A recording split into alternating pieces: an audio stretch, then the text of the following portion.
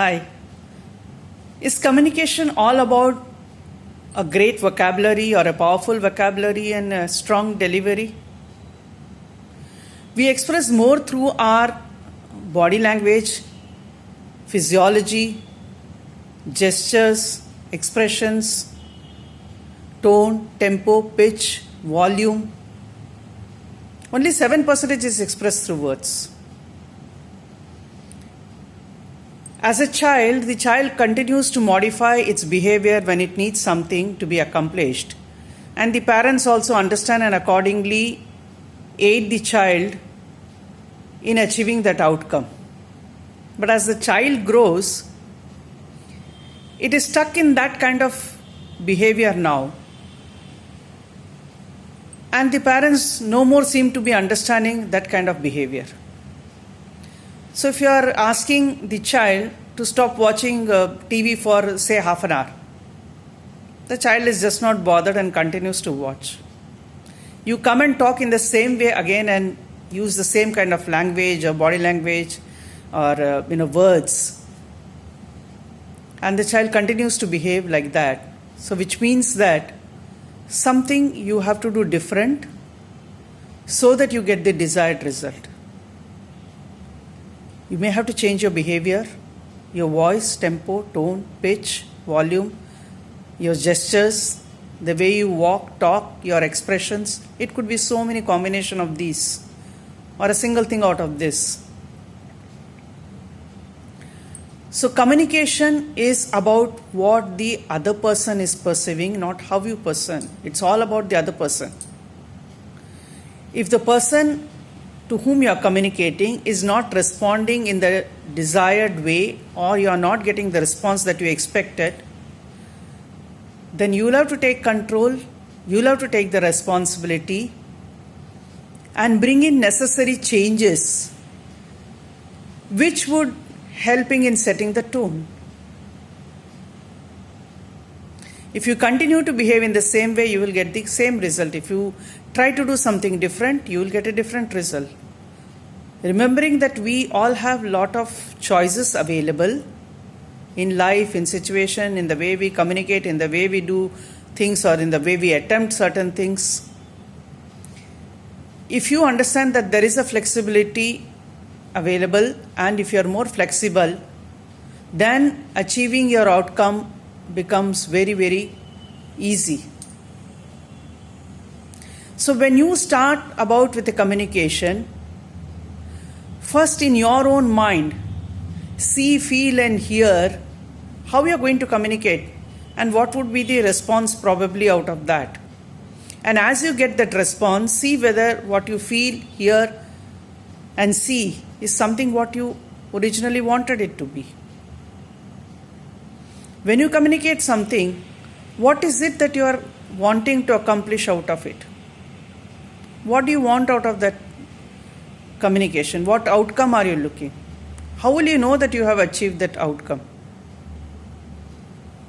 What changes can you do so that you are able to achieve that outcome? So think and go through all these things for the communication to become very, very easy. Supposing you have hurt someone's feeling and the other person has got hurt, but you feel that you haven't actually tried to hurt, or you haven't said anything to hurt that person.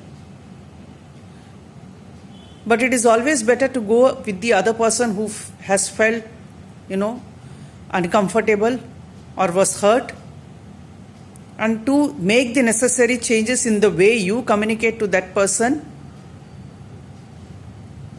And if that person is comfortable, that's where the communication has happened properly. If A and B are arguing continuously and both are at loggerheads and are at dead end now, then the communication is not really going through smoothly there. And the necessary changes, if it is done in the terms of flexibility in the behavior, body language, tone, tempo, pitch, volume, expressions, gestures, the way it has to be done, then the desired result will come. So communication is taking control, taking the responsibility on yourself of having to going through the changes, what is required to be made, so that the goal or the outcome is achieved in what you want to do. Be very specific. Let it be in terms of that context where you want this particular behavior or this particular outcome. So NLP has neuro-linguistic programming, has got a lot of patterns, concepts and techniques for these transformations to happen. So one has to experience, otherwise it remains in theory.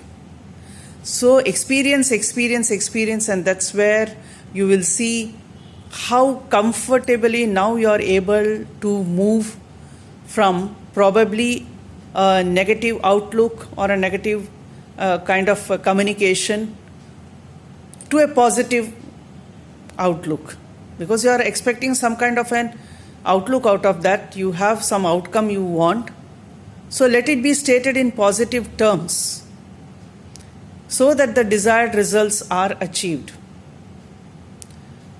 So like I said, NLP has got wonderful tools and techniques which I would be discussing in my further videos of how we go about these changes.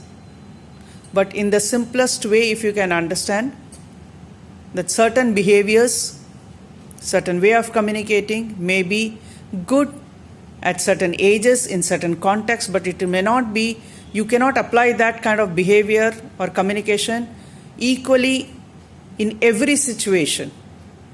So we'll have to keep modifying.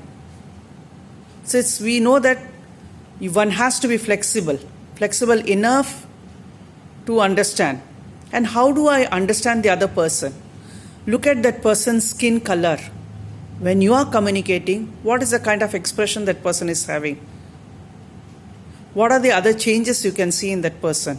What are the kind of reactions or what facial